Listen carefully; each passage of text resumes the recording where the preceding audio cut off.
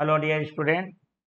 CG board कक्षा 10वीं का जो हमारा गणित विषय है उसके अंतर्गत हमारे पास आज के इस वीडियो में हम जो प्रश्न करने जा रहे हैं वो 4 अंक वाले हैं। इससे भी पहले हमने बहुविकल्पीय वाले 75 प्रश्न पूर्ण कर चुके हैं। खाली स्थान के 75 प्रश्न और सत्य असत्य उचित संबंध का 75 प्रश्न 2 अंक वाले 1, 2, 3 भाग में हमारा 75 प्रश्न पूर्ण हो चुका है। ये सब 3 नंबर वाले 1, 2, 3 भाग में 60 प्रश्न तथा 4 अंक वाले प्रश्न का 1, 2 भाग क्या हो चुका है, पूर्ण हो चुका है। आज हम लोग तीसरा भाग करने जा रहे हैं। चलिए आज के इस वीडियो में हम लोग 4 अंक वाले प्रश्न करेंगे। जो विद्यार्थी हमारा पुराना वीडियो नहीं देखे हैं उनके लिए लिंक डिस्क्रिप्शन बॉक्स में अवेलेबल है, वहां से आप देख सकते हैं। साथ ही साथ चैनल को लाइक शेयर और सब्सक्राइब करके बेल आइकन नोटिफिकेशन ऑन कर लीजिए। अब चलिए बढ़ते हैं प्रश्नों की ओर कि आज के इस वीडियो में क्या क्या प्रश्न लगे हुए हैं 4 अंक से संबंधित। चलिए तो सर्वप्रथम हमारा बहुलक है, ठीक है। बहुलक से संबंधित प्रश्न है हमारे पास। चलिए तो देखते हैं बहुलक का। बार बार इसका पहला दूसरा भाग में हमने बहुलक का संबंधित जो प्रश्न है बहुत अच्छे से कराया है। तो देख लीजिए माध्य माध्य का बहुलक से प्रश्न आएगा 4 नंबर का। भाई क्लियर हो गया बात। चलिए यहाँ पर देखते हैं सॉल्यूशन। इसके लिए हम थोड़ा जल्दी कर रहे हैं क्योंकि पिछले वाले वीडियो में हमने काफी कर चुके हैं, ठीक है। चलिए इसको देख लीजिए, ये वाला प्रश्न ऑलरेडी शायद हमने हूबहू रिपीट भी कर लिया है ये। चलिए देखते हैं यहाँ पर हमारा क्या है, जिसके अंतर्गत हमारे पास सबसे पहले तो आप वर्गांतर लिखेंगे, जिसको मैं शॉर्ट में CI लिख देता हूं। शायद इसका 26 आने का चांस लग रहा है उत्तर, क्योंकि ये कराया है लग रहा है, किसी न किसी सत्र में किए हैं हम लोग। चलिए ये हमारा फ्रीक्वेंसी मतलब बारंबार था, 0 से 10, 10 से 20, 20 से 30, 30 से 40 और 40 से 50। चलो देख लो भैया, ये 4, ये 10, ये 16, ये 12 और ये 8। क्लियर हो गया। क्या करेंगे, बहुलक सबसे सरल है ये। बहुलक का सूत्र लगाओ, L1 प्लस कितना रहेगा, F1 minus F0 divided by F1 minus F2 और ये F0 माइनस F2 गुणित H। अब ये L1 F1 F0 F2 H क्या चीज है। देखो भैया, सबसे जो ज्यादा बार आवृत्ति आई है उसी का वर्गांतर लेना है और उसी में निम्न सीमा हमारा वो L1 बनेगा। हर बार बताया हूँ वीडियो में, कम से कम 5-6 बार बता चुका हूँ। चलिए फिर भी बताना हमारा फर्ज है। F1 किसको बोलेंगे, जो सबसे ज्यादा आवृत्ति है वही हमारी F1 है। F0 1 से पहले क्या आता है, 0, तो उससे पहला वाला आवृत्ति हमारा F0 हो जाएगा बटे, ठीक है। यहाँ पर देखिए F2 F1 मतलब F1 का डबल माने 16 दूने 32 ऋण F0, F0 का मतलब हो जाएगा 10 ऋण F2 कौन है, F1 के बाद F2 आएगा, मतलब F1 के नीचे में जो रहेगा बारंबारता वो F2 12 आ गया गुणित में H का मतलब ये अंतर कितने का चल रहा है, 0 से 10 में 10 का अंतर। बस अब करना कुछ नहीं है, हल बस करना है। 16 में 10 गया 6 बटे में, देख लो 32 में 12 गया 20, 10 20 में 10 गया 10 गुणित 10। देखो बोला ना मैंने 26 आने का चांस है बोल के, 26 उत्तर आ गया। चलिए अथवा में देखते हैं, ठीक है, क्या पता ये भी हो चुका होगा। चलिए कोई बात नहीं, अब आ चुका है, बनाते हैं अथवा। ये अथवा में आ रहा होगा पक्का। चलिए सॉल्यूशन देखो। अरे देखो यहाँ पर मीन निकालना ये नहीं आया है, ठीक है, मीन निकालना है। अभी तक माध्य और बहुलक में उलझे हुए थे, अभी माध्य उसमें भी एक बढ़िया चीज बता रहा हूं। देखो उसमें भी ये क्या है, वर्गांतर वाला नहीं है। क्लियर हो गया, मतलब थोड़ा पेचीदा, मतलब चीज तो इजी है लेकिन आपको जटिल समय खाएगा ये। चलिए यहाँ पर डायरेक्ट एक्स दिया है, वर्गांतर नहीं है मतलब एक्स है वो, फिर हमारा बारंबारता लिख लीजिए, 30, फिर 35, फिर 38, फिर 40, उसके बाद 42, फिर 45, फिर 48। क्लियर हो गया बात।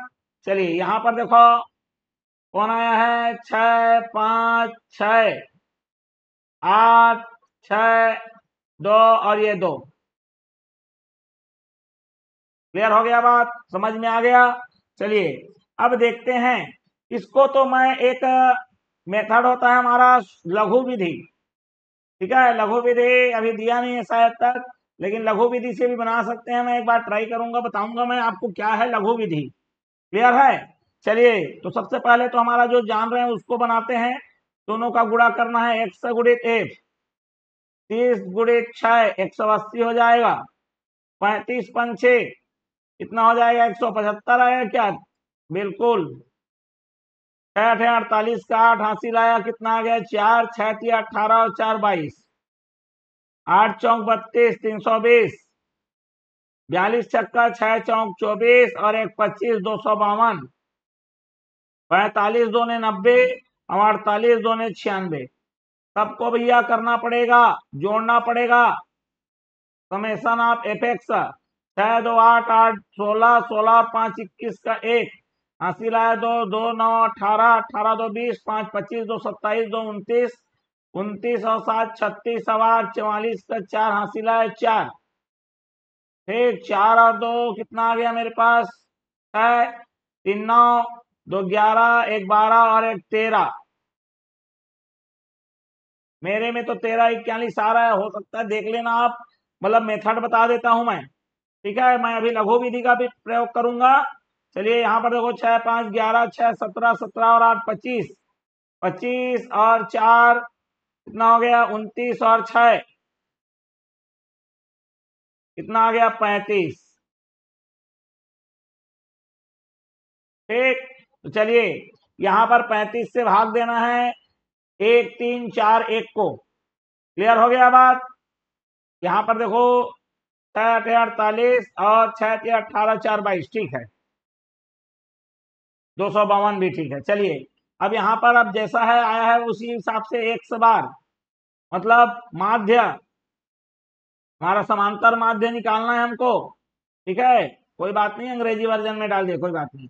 Summation of F x divided by summation of F, summation of x क्या है, 13 41 बटे क्या रहेगा मेरे पास, 35।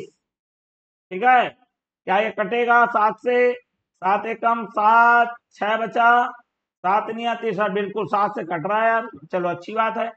7 पंचे 35, 7 एकम 7, 6 बचा, 64 हो गया, 7 9 63। ठीक, एक बचा लेकिन नहीं कट रहा है ये, और ये कितना आ रहा है मेरे पास, 11 आ गया। और 7 एकम 7, 7 पंचे 35, 7 सते 49, इस तरह से जाएगा। ठीक, चलिए इसका बटे करना है किससे, 5 से, तो कितना आ गया मेरा, 5 तिया 15, 4 बचा, 5 अट्ठे 40, 1 बचा, और 5 तिया 15 हो गया, और 5 एकम 5, ये इतना आ रहा है। चलिए शॉर्टकट विधि वाले में हम लोग लगा के देखते हैं, क्या पता उसमें आ रहा है कि नहीं आ रहा है। ठीक है, शॉर्टकट विधि का मतलब क्या है मैं आपको समझाता हूं। जैसे ये बड़ा बड़ा नंबर आया ना, वो उसमें क्या आ जाएगा, छोटा छोटा नंबर आएगा हमारा, समझ रहे हो बात को, क्लियर हो गया। उसमें जो नंबर आएगा आपका क्या आ जाएगा, छोटा नंबर आएगा भैया, क्लियर हो गया है। चलिए तो शॉर्टकट विधि भी अपना सकते हैं, लेकिन ये वीडियो थोड़ा लंबा हो जाएगा। चलिए इसको आगे में देखेंगे, समय बचेगा तो, ठीक है। चलिए बढ़ जाते हैं हमारा। अब ये देखो फिर से ग्राफ आ गया, ग्राफ आ गया भैया, देख लो फिर से वही 75 वाला ग्राफ हमने किया है, बिल्कुल किया है 75 वाला ग्राफ। चलिए देख लो, 0 में 0 आ गया, 1 में 15 आ गया, 2 में 30 आ गया, 3 में 45 आ गया, 4 में 60 आ गया, और 5 में 75 आ गया। ये बिंदुओं को दर्शाना है आलेख के माध्यम से। ये देखो 0 में 0, यहां पर आपको लेना पड़ेगा पैमाना, पैमाना नहीं लोगे तो गड़बड़ा जाएगा। एक्स अक्ष हम किसको मान रहे हैं देख लो। एक्स अक्ष में क्या है, एक्स अक्ष में समय है और ये साधारण ब्याज है। ठीक है, चलिए वैसी वैसी लगेगा सब। तो एक्स अक्ष में हमारे पास क्या है, समय। ठीक, वो भी किस में आएगा, वर्ष में। तो एक इकाई बराबर क्या माने हो, एक वर्ष। ठीक, वाई अक्ष में क्या निरूपित हो रहा है, वाई अक्ष में हो रहा है मेरा साधारण ब्याज। और कैसा हो रहा है, एक इकाई को देखो यहाँ पर 10-10 का खेल चल रहा है, तो 10 रुपया हम मान रहे हैं। तो निरूपित कर देते हैं, ये हमारा समय क्लियर हो गया जो कि वर्ष में है, और इधर मेरा साधारण ब्याज जो कि रुपए में है। स्पष्ट हो गया, देखो जीरो का जीरो, फिर क्या था, एक में 15, देखो 10 और 20 के बीच आ रहा है, देखो दोनों। फिर दो में हमारा 2 साल में 30, देखो ये 30 आ रहा है, 2 साल में 30। 3 वर्ष में ये देखो 3 45, मतलब 40 और 50 के बीच में आ रहा है। फिर 4 वर्ष में ये 60 पहुंच गया, 15 चौक 60। फिर 5 वर्ष में सीधा 75, देखो 70 से 80 के बीच आ रहा है। तो ये 5 में 75, करना कुछ नहीं है, सबको क्या करना है भैया, मिला लेना है। ठीक है, चलिए मिलाता हूं। इसके लिए थोड़ा सा मैं स्केल वाला यूज कर लेता हूं।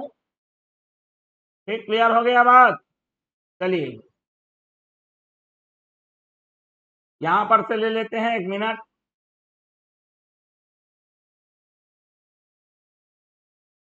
चलिए यहां से मैं मिला लेता हूं, ये देखो मिल रहा है,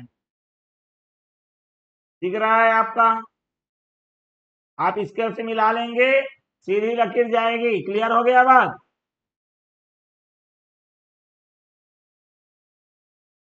चलिए इसकी मोटाई बढ़ा लेते हैं। ठीक दिख रहा होगा आप, ये दिख रहा है। चलिए आगे बढ़ जाते हैं हम लोग प्रश्नों के लिए। और ये रहा हमारा अगला प्रश्न। हमारा अगला प्रश्न कहता है, जरा देख लीजिए, यहाँ पर पी ए बराबर पीबी दे दिया है, निर्देशांक ज्यामिति से आएगा ही आएगा।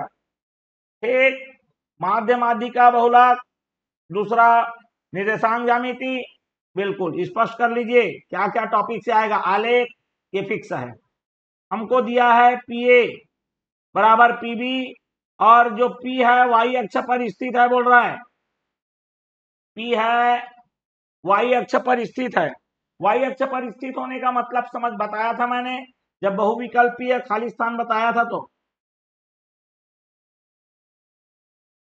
ठीक है, मतलब वाई रहेगा लेकिन एक्स उसका 0 रहेगा। ठीक है, और पी से जो ए है, कौन है मेरा ए, 2 0, और दूसरा बिंदु कौन है मेरा बी, मान लेते हैं उसको। ठीक है, ऋण 2 4, ये दोनों समदूरस्थ हैं, बोल रहा है दोनों की दूरी बराबर है।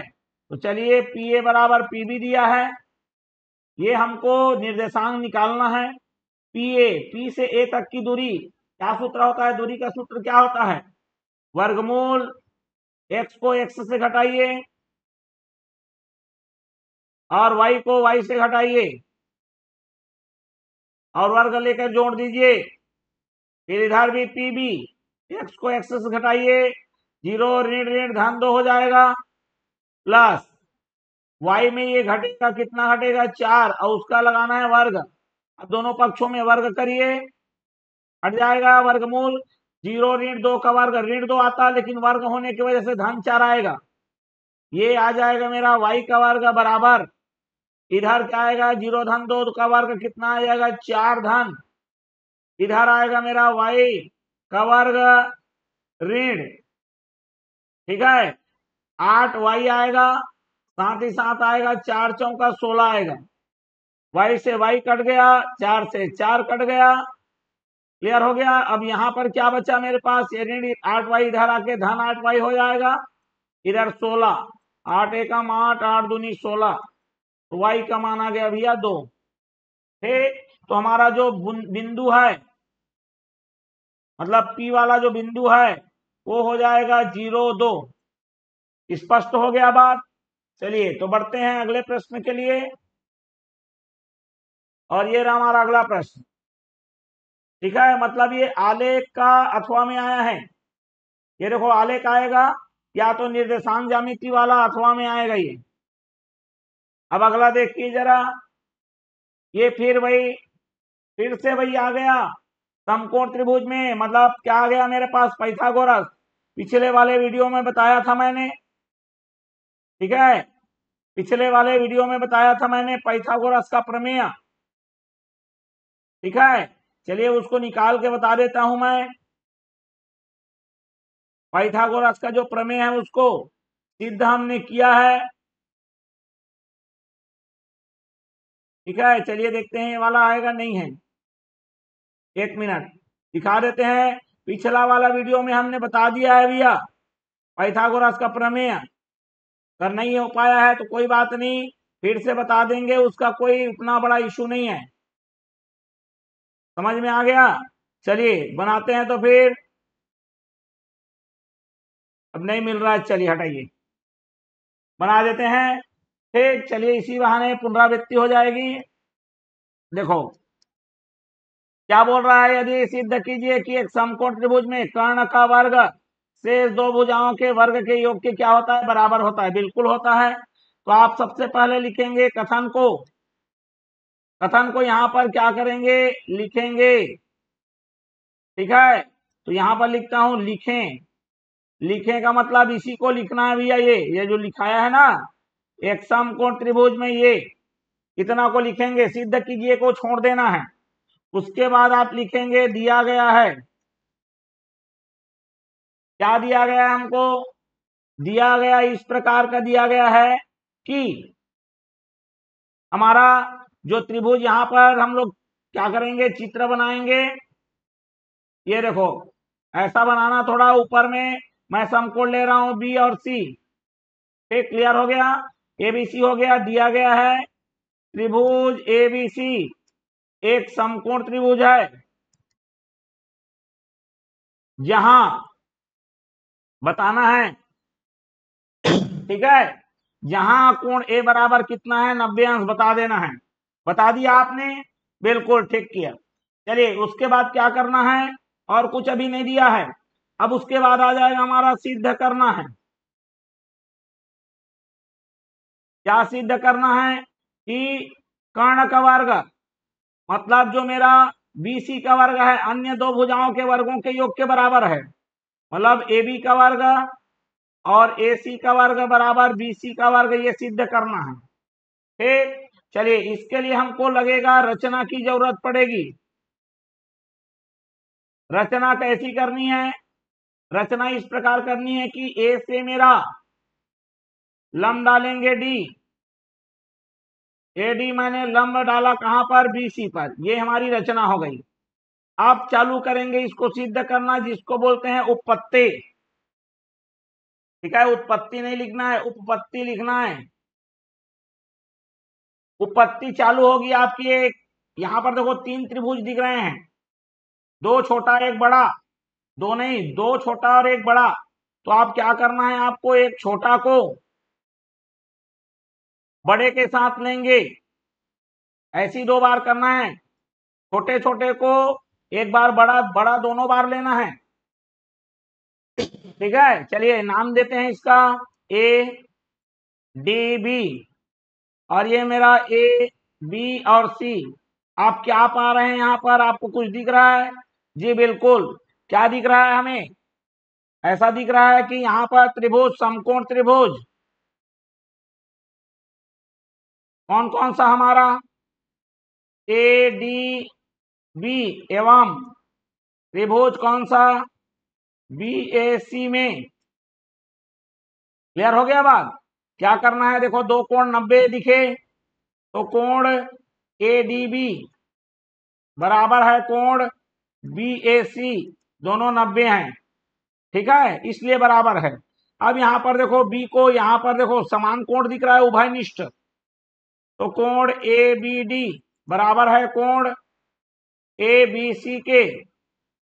ठीक है, इसको लिखना है आपको उभयनिष्ठ, मतलब ये ऐसा कोण है जो दोनों के लिए एक ही है, ये वाला की बात कर रहा हूं मैं, उभयनिष्ठ कोण। क्लियर हो गया बात। चलिए, तो हम लोग कोण कोण समरूपता से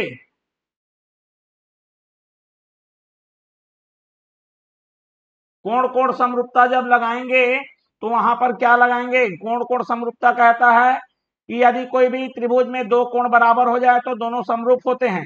तो इसका मतलब त्रिभुज ए बी डी समरूप का चिन्ह ऐसा है। अब देखो यहाँ पर ए, इधर इधर ए खाली है, इधर खाली कौन है, सी, तो पहले सी को लिखोगे, उसके बाद लिखा है बी, बी के बराबर इधर बी है तो बी को लिखोगे दूसरे नंबर में, वैसी क्रम में ही लिखना है। इधर डी है तो इधर क्या लिखोगे, ए, जो जिसके बराबर है उसको उसी क्रम में लिखना है।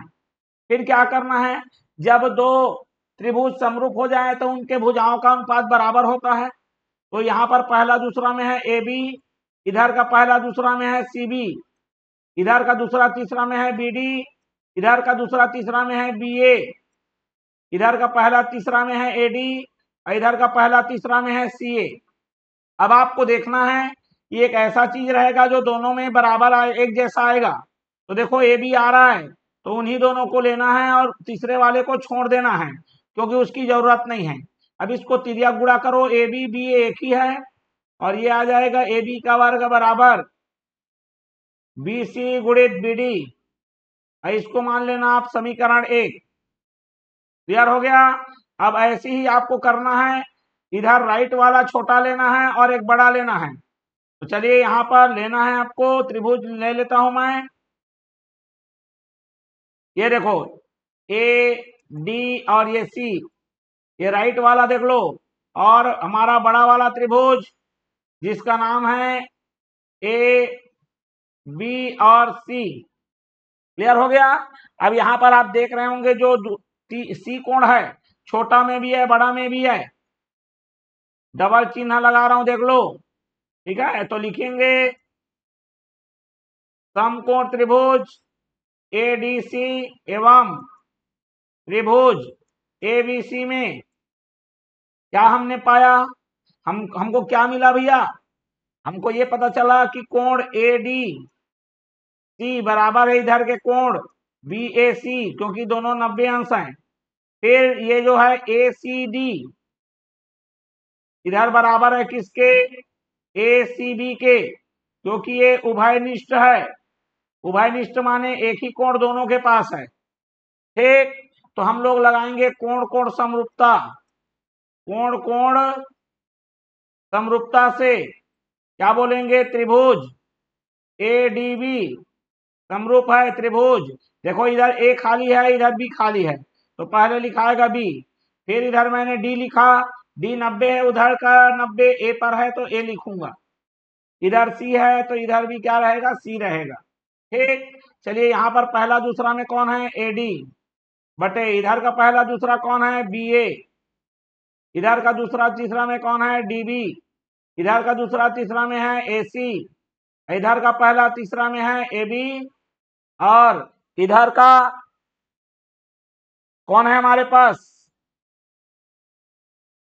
पहला तीसरा में कौन है मेरा, बी सी। ठीक है, कहीं तो गड़बड़ किए लग रहा है। यहां पर जरा देखो ए बी डी है, ओके, अरे ये सी है भाई, गड़बड़ा रहा है यहां तक अभी तक, ये देखो ए डी और सी लिखा है मैंने।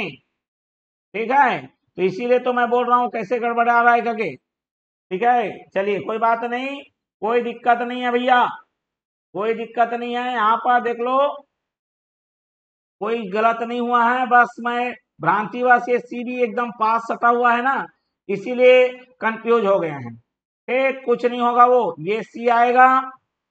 ठीक, क्लियर हो गया। और ये जो मैं बी लिख रहा हूं ये भी क्या आएगा मेरा, सी आएगा। ठीक, बाकी कुछ भी नहीं है, टेंशन ना लीजिए। चलिए ये आ गया मेरा डीसी और ये मेरा आ गया एसी, यहाँ पर सी आ जाएगा। ठीक है, कोई दिक्कत नहीं है। चलिए यहाँ पर देखो, अब एक ऐसा चीज है जो दोनों के पास मिलेगा, वो क्या दिख रहा है मेरे को, AC।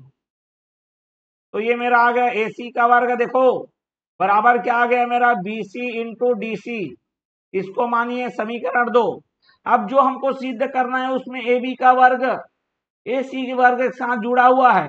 इसका मतलब हमको दिमाग में समझ में आ जाना चाहिए कि समीकरण 1 और 2 को क्या करना है, जोड़ना पड़ेगा। ठीक, तो समीकरण 1 में लेफ्ट वाले में क्या है, बाया में AB का वर्ग धन, इधर में क्या है, AC का वर्ग।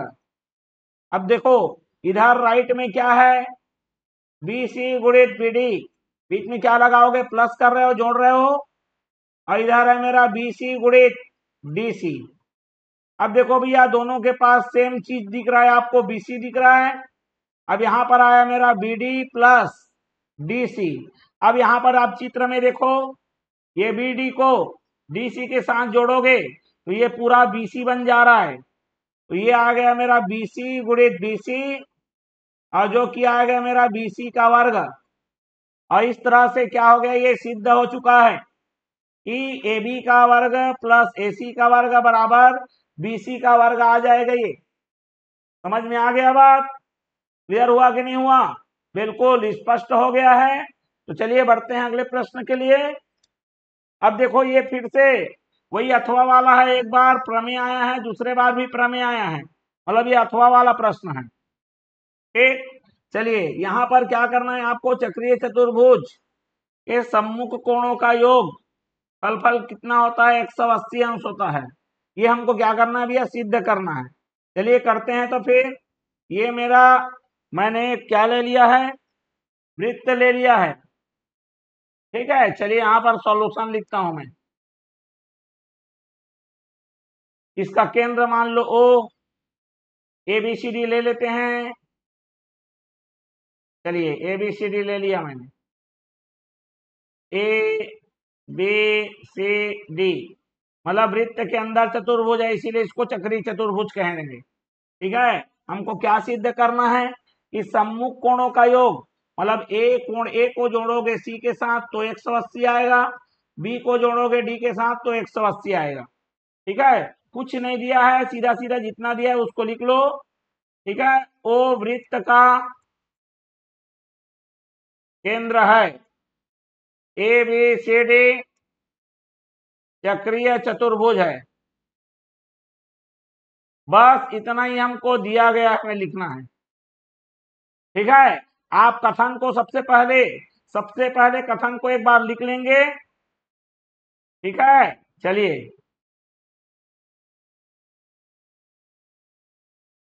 कथन की पुनरावृत्ति कर लेंगे आप। ठीक है, चलिए कथन यहां पर लिख देता हूं मैं। कथन को क्या करना है, पुनरावृत्ति। कहां से, ये कथन को चक्रीय चतुर्भुज का सम्मुख कोणों का योग 180 अंश होता है, इसको पुनरावृत्ति करेंगे। अब वहां पर पुनरावृत्ति मत लिख देना भैया, उसको लिखना है, बोल रहा हूं मैं। ठीक है, अब फिर दिया गया है, दिया गया है के बाद क्या करते हैं हम लोग, सिद्ध करना है। क्या सिद्ध करना है हमको, कि कोण A को जोड़ोगे C के साथ तो 180 आएगा, साथ ही साथ B को D के साथ प्लस करोगे तो भी 180 आएगा। यही तो सिद्ध करना है। ठीक, रचना कुछ करना पड़ेगा क्या, जी बिल्कुल। रचना हमारा है B से O को मिलाना है और O से D को मिलाना है, B से O तथा O से D को मिलाया। ठीक, ओके। चलिए अब चालू करते हैं अपना, जिसको क्या बोलते हैं, उत्पत्ति। ठीक है, क्या बोलते हैं, उत्पत्ति। अब चलिए मैं कुछ कुछ यहाँ पर डायग्राम बना रहा हूं। ये देखो उसी वृत्त को बना रहा हूं, समझ लीजिए। ये मेरा है B, ये मेरा D, और इसी BD से क्या आ रहा है, ये मेरा A बन रहा है। तो हमारे पास एक नियम है। ठीक है, केंद्र इसी चाप द्वारा, चलिए यहां पर नियम को लिखता हूं पहले। तो यहां पर लिखता हूं मैं, जो BOD कोण BOD बराबर 2 गुना हो जाएगा। इसका दुगना हो जाएगा कोण BAD के। कारण, कारण क्या लिखोगे, इसको समीकरण 1 देंगे और कारण में लिखेंगे किसी चाप द्वारा वृत्त के केंद्र पर बना या अंतरित कोण उसी चाप द्वारा वृत्त के शेष भाग में बने कोण का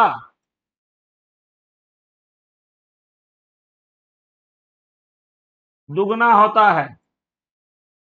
ये हमारा नियम है, हमने लगा लिया। ठीक, क्लियर हो गया बात। चलिए, तो इसको समीकरण 1 मान लिए। एक और देखिए जरा,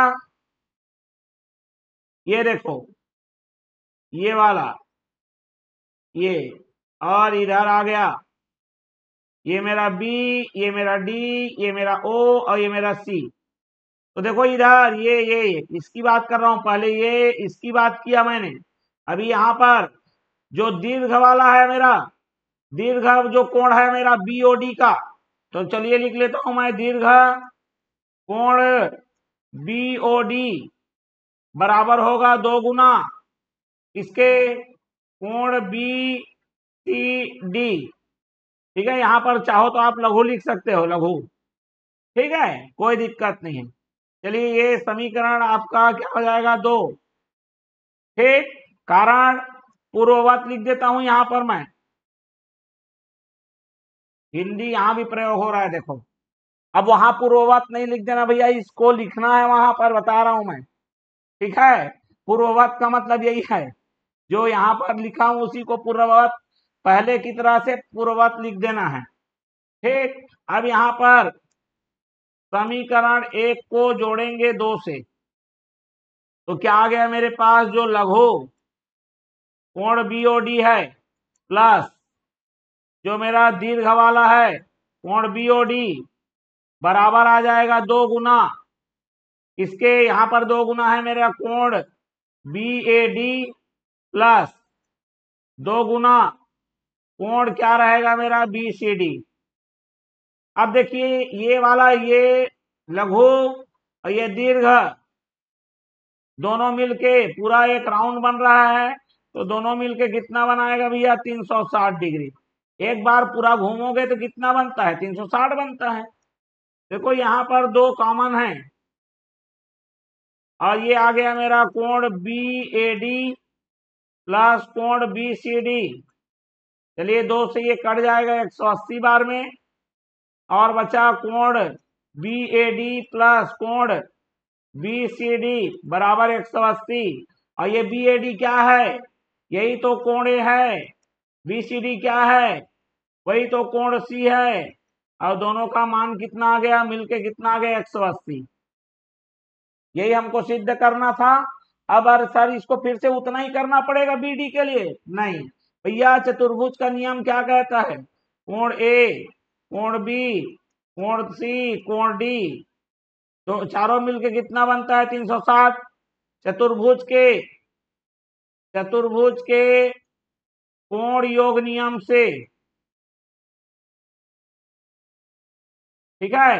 अब A और C दोनों मिलके 180 बना रहे हैं, तो 180 धन कोण B धन कोण D बराबर 360 अंश, और कोण B धन कोण D बराबर ये 180 उधर माइनस होगा, और ये आ जाएगा 180।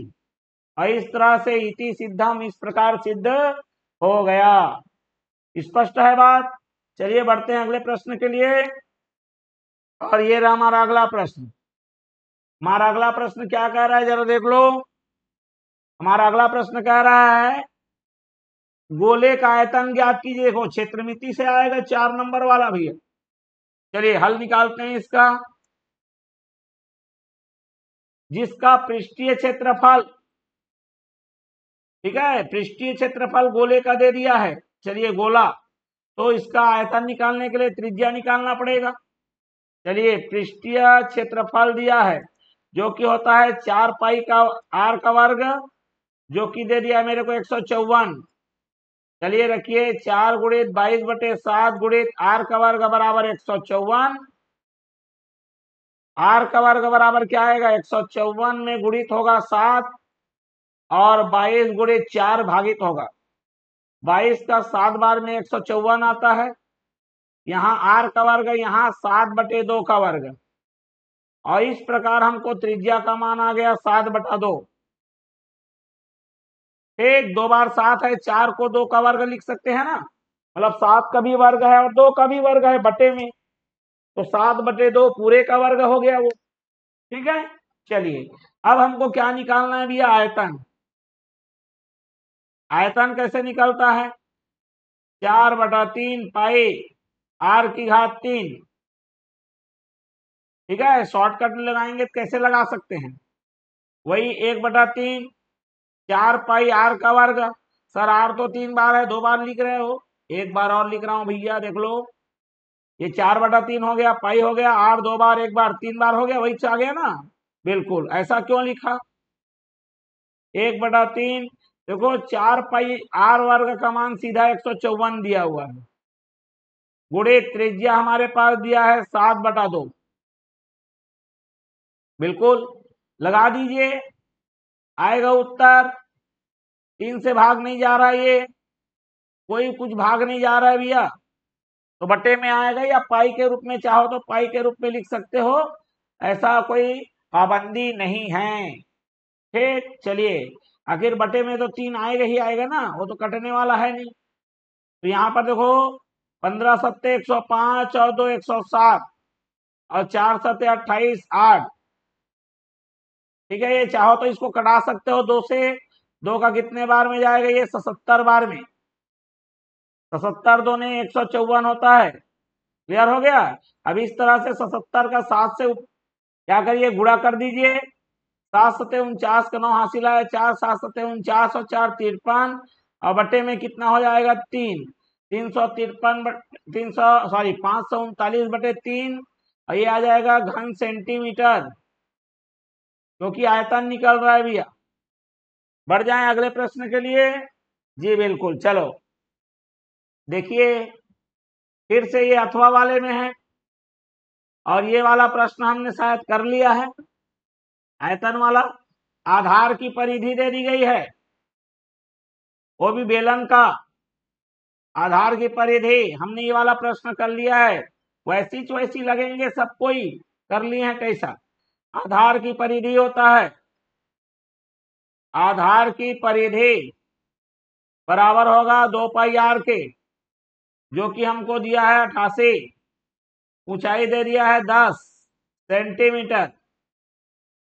आयतन निकालना है, आयतन के लिए आपको त्रिज्या निकालना पड़ेगा। त्रिज्या कहां से निकलेगा, 2 पाई r से, 2 गुणित 22/7 गुणित r बराबर 88, r का मान 88 के साथ 7 गुणा होगा, और 22 दूने 44 नीचे आएगा, 44 से कम, 44 दूने 88, और r का मान आ गया 7 दूने 14। हमारा त्रिज्या निकल चुका है, ऊंचाई दे दिया गया है। चलिए मान को रखते हैं आयतन का। ठीक है, आयतन का सूत्र क्या होता है, आयतन का सूत्र होता है हमारे पास पाई r का वर्ग गुणित h। इसको हम नया तरीका से लिख सकते हैं 1/2 पाई r का, पाई r या 2 पाई r गुणित r गुणित h। आप यदि अपने मन से जो डालोगे r और h का मान हो तो आएगा ही आएगा।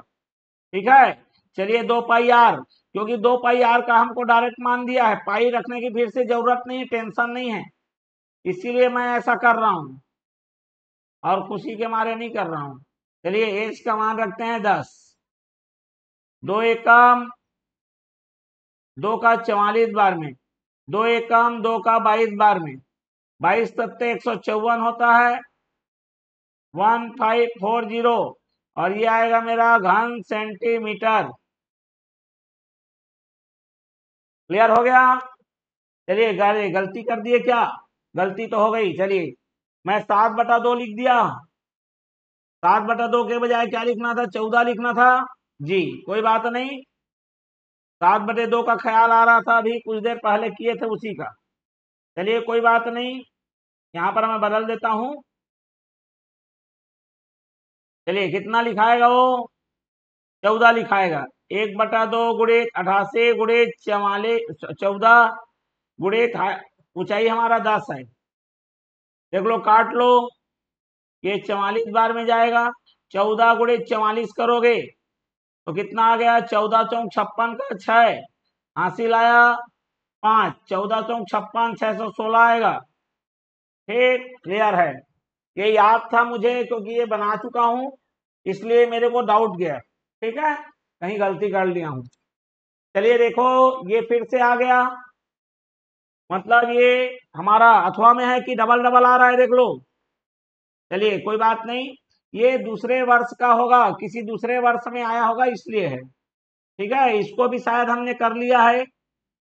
बेलन का आयतन दे दिया इस बार। चलिए बेलन का आयतन देखो,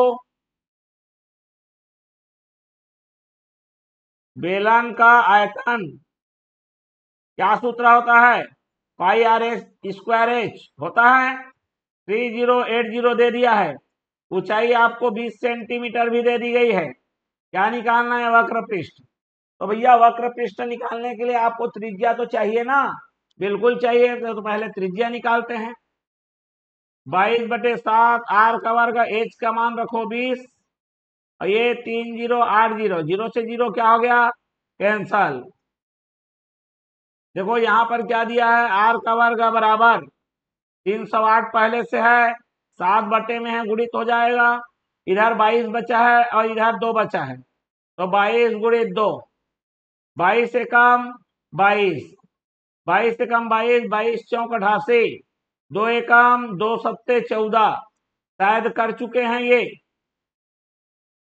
और ये आर का मान आ चुका है 7। आयतन निकालना है भैया। आयतन हमारा कैसे निकलेगा, आयतन निकलेगा, सॉरी आयतन नहीं, वक्र पृष्ठ निकालना है। वक्र पृष्ठ का क्षेत्रफल कैसे निकलेगा, वक्र पृष्ठ का क्षेत्रफल हमारा है, वो है 2 पाई आर एच। ठीक है, चलिए वक्र पृष्ठ का क्षेत्रफल 2 पाई आर एच। ठीक, कैसे निकलेगा भैया, देख लो।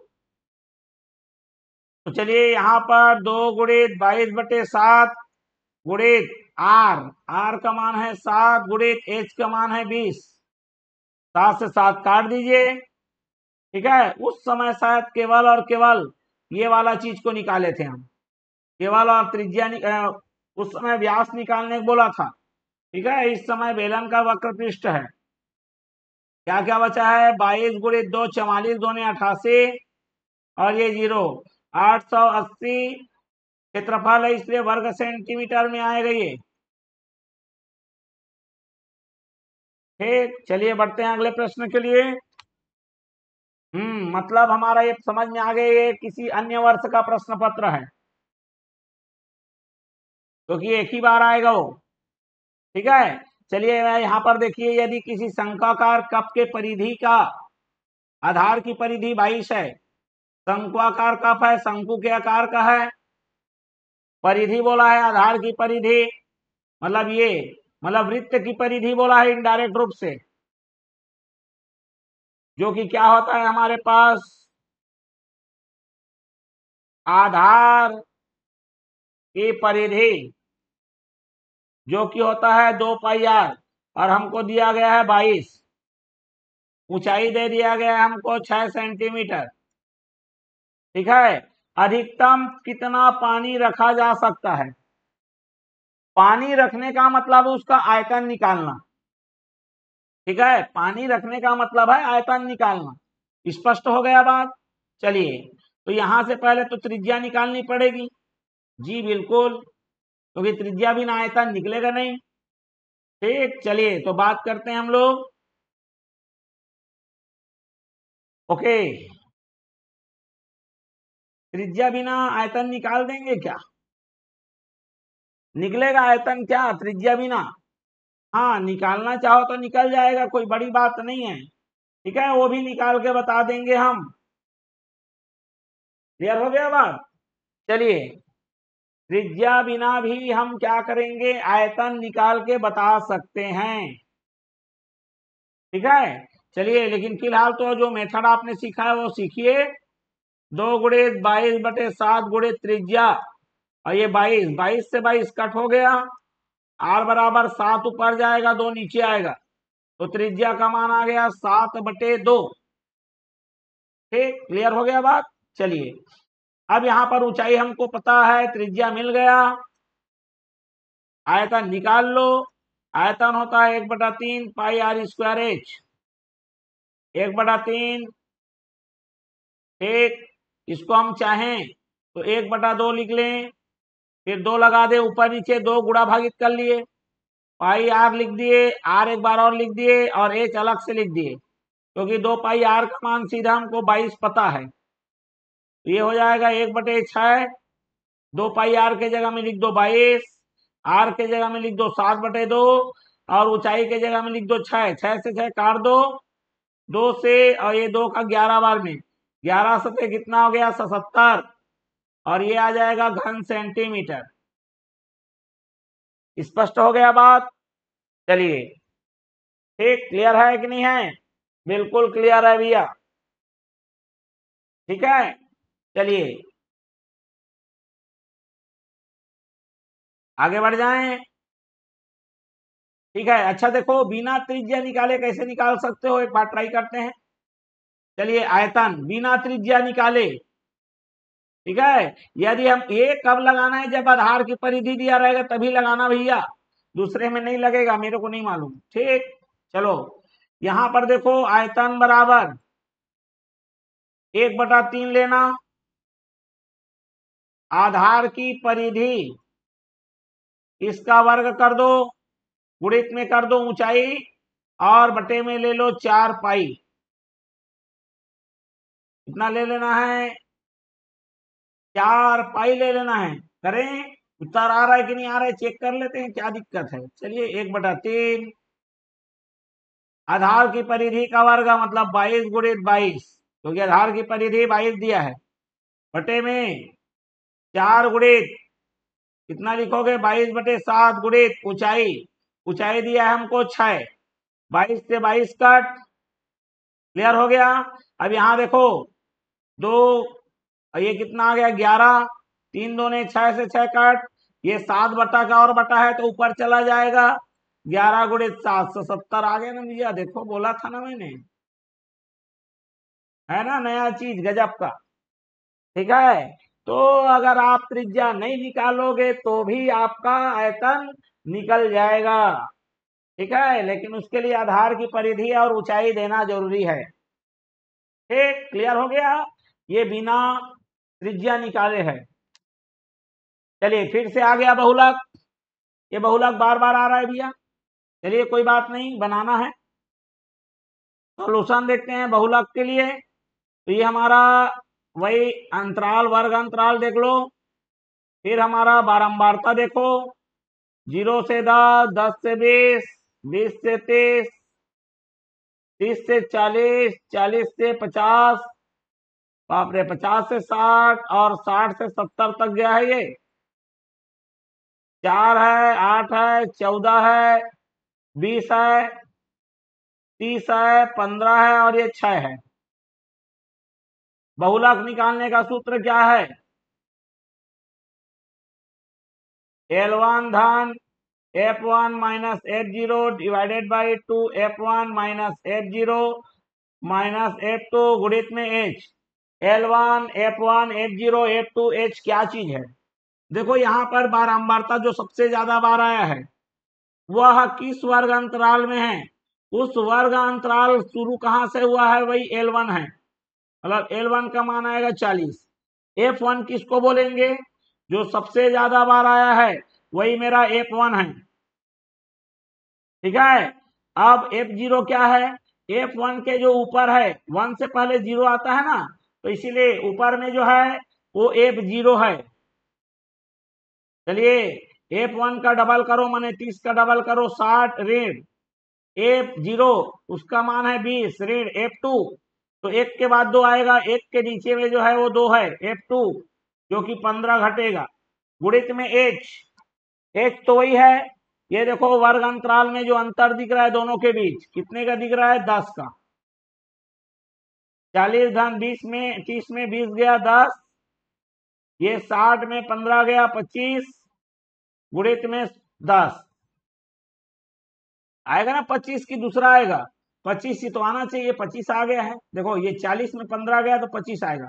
5 पचे 25, 5 दूने 10, 5 एकम 5, 5 दूने 10, 2 दूने 4, और ये 40 धन 4 44 आ गया है हमारा उत्तर। अब इसी में देखना, या तो माध्य देगा या तो माध्यिका पूछेगा अथवा लगा के। ये देखो आ गया, ठीक है, बिल्कुल। चलिए एकदम अंतिम अंतिम की ओर है, घबराइए मत, घबराओगे तो गड़बड़ा जाएगा भैया। चलिए सी आई ले लो, एफ ले लो, 0 से 10, 10 से 20, 20 से 30, 30 से 40, कहाँ तक गया है ये? 40 से 50 और 50 से 60 तक गया है। बारंबारता बताओ, 8, 30, 40, 9, 7 और 6।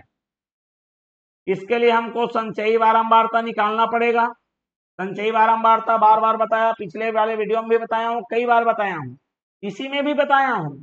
चलिए ये वर्ग अंतराल का बारंबारता संचयी वही रहेगा, दूसरे में ये जुड़ते जाएगा, उससे ऊपर जितना भी बारंबारता है सबको जोड़ दो। 30, 60, 38, 38, 40, 78, 78 और 9 87, 87 और 7 94, 94 और 6 100।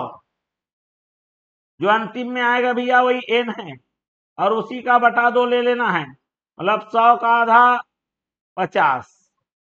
चलिए माध्यिका का सूत्र क्या है? L1 धन n बटा 2 ऋण CF बटे F गुणित H। अब ये n बटा 2 तो समझ में आ गया है, CF का मतलब क्या लेना है? n बटा 2। देखो यहाँ पर L1 कहाँ से मिलेगा? n बटा 2 से। n बटा 2 से क्यों मिलेगा? n बटे 2 का मान आ रहा है 50। ठीक, तो 50वें नंबर में कौन सा वर्ग अंतराल चल रहा है ये हमको पता चलेगा CF से। तो देखो ये 38 नंबर तक 10 से 20 वाला अंतराल चल रहा था, मतलब 39 नंबर से 78 नंबर तक कौन सा वर्ग अंतराल चल रहा है? 20 से 30 वाला। मतलब 50वें नंबर में भी वर्ग अंतराल मेरा 20 से 30 है। L1 का मान आ जाएगा 20, उसी का निम्न वाले को लेते हैं। उस वाले CF को नहीं लेना है, CF का मतलब उसी वर्गांतराल वाले CF को नहीं लेना है, उससे पहले वाले को लेना है। तो n बटा 2 का मान रखिए 50, ऋण में रखिए 38 बटे F।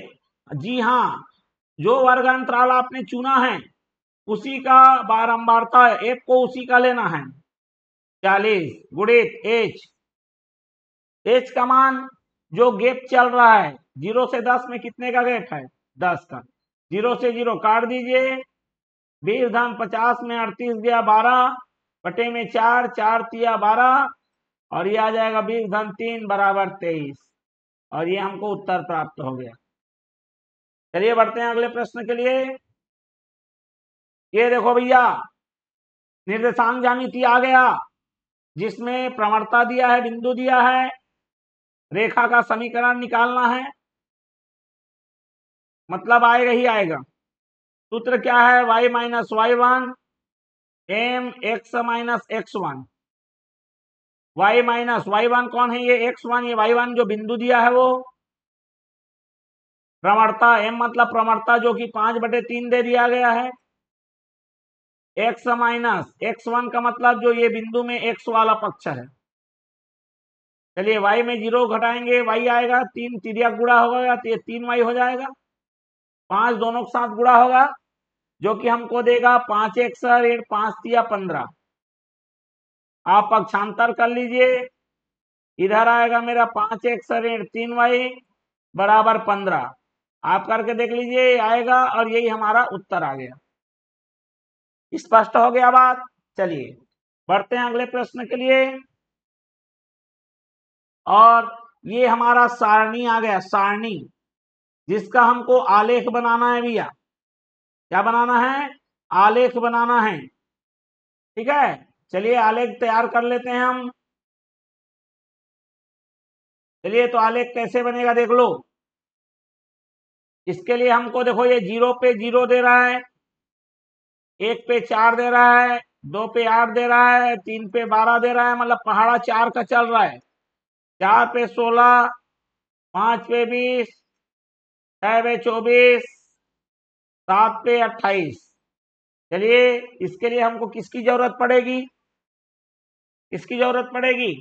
हमको जरूरत पड़ेगी ग्राफ की। ठीक है, आलेख की। चलिए, वर्ग की भुजा है, वर्ग का परिमाप है। चलिए, तो हम लोग यहां पर ले लेंगे पैमाना, जो कि मेरा एक्स अक्ष रहेगा। एक्स अक्ष में हमने क्या लिया? एक्स अक्ष में लिया हमने भुजा की माप। ऐसा लिया, एक इकाई का मान कितना मान रहा है? एक। एक एक करके लिया। ठीक है, शायद सेंटीमीटर में है। चलिए, सेंटीमीटर में है तो 1 सेंटीमीटर। वहीं वाई अक्ष को हमने क्या लिया है? वाई अक्ष में दर्शाएंगे परिमाप को। ठीक, क्या लिया मैंने? एक इकाई। एक इकाई को कितना माना है? 5 का। 5 सेंटीमीटर भैया, देख लो। चलिए, अब यहां ध्यान से देखेंगे आप। ठीक है, चलिए, तो यहां पर निरूपित कर लेते हैं। एक अक्ष में हमारा भुजा, भुजा की माप सेंटीमीटर में। दूसरे पक्ष में रखेंगे परिमाप,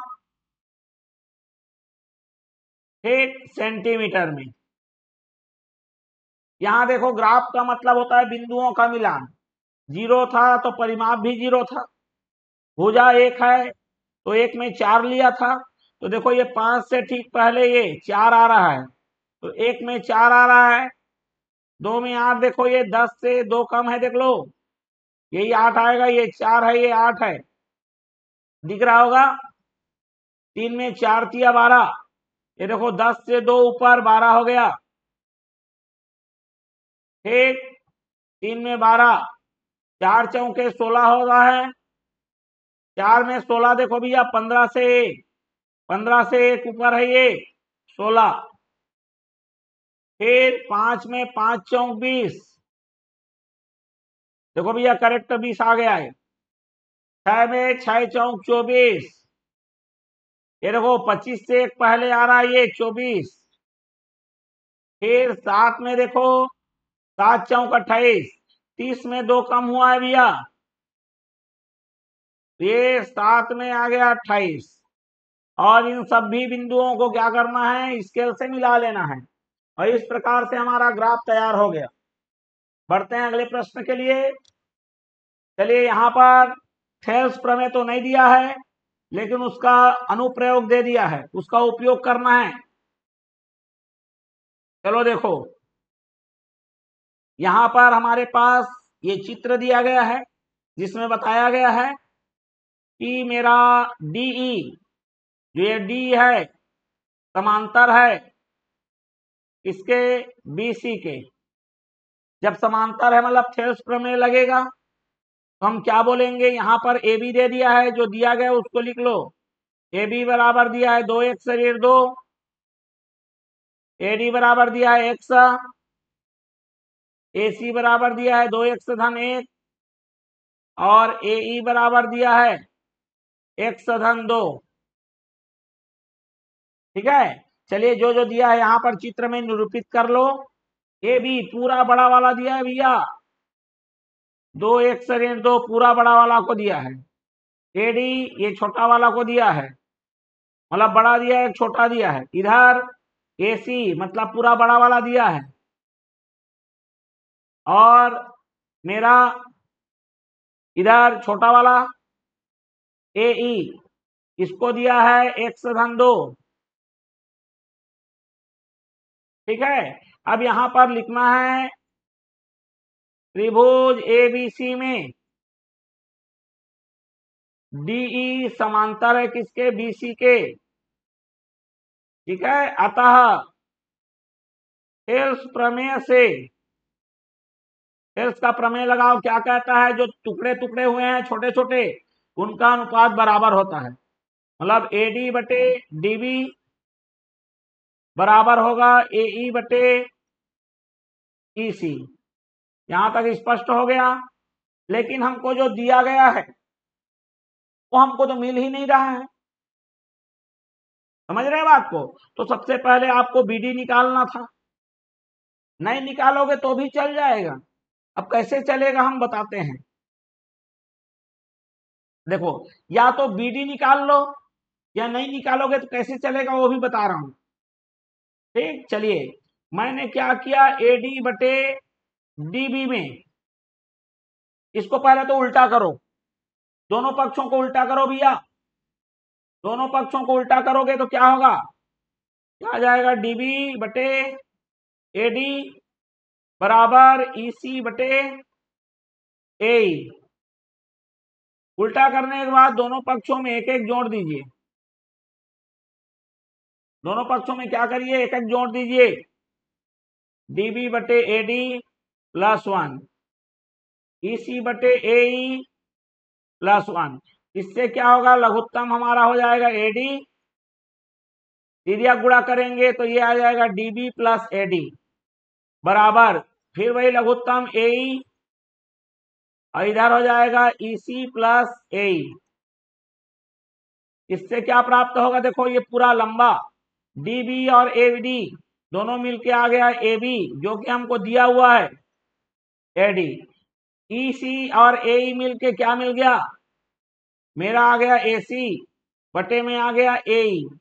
अब मान को रखिए, कोई दिक्कत नहीं है। अब ए बी का मान रख दीजिए 2x ऋण 2 बटे ए डी का मान रख दीजिए x, ए सी का मान दिया है 2x धन 1 बटे में रख दीजिए x धन 2। ठीक है, अब क्या करिए, तिर्यक गुणा करिए, 2x ऋण 2 का गुणा करेंगे x धन 2 के साथ, और 2x धन 1 का गुणा करेंगे x के साथ। चलिए दोनों के साथ गुणा होगा, ये 2x का वर्ग आएगा, दोनों में 4x हो जाएगा, ये ऋण का दोनों के साथ गुणा होगा, ऋण 2x धन ऋण ऋण 2 2 4 हो जाएगा, x का दोनों के साथ गुणा करेंगे 2x का वर्ग हो जाएगा, धन x का 1 से गुणा करोगे x, 2x का वर्ग दोनों पक्षों में काट दीजिए, 4 में से 2x गया, 2x ऋण 4 बराबर, यहां पर आया x, ये इधर और ये इधर, 2x में x घटाइए, ऋण 4 उधर जाके धन 4 हो गया, और x का मान प्राप्त हो गया हमको 4। इस तरह से हमारा उत्तर आ चुका है। चलिए बढ़ते हैं अगले प्रश्न के लिए। अब देखो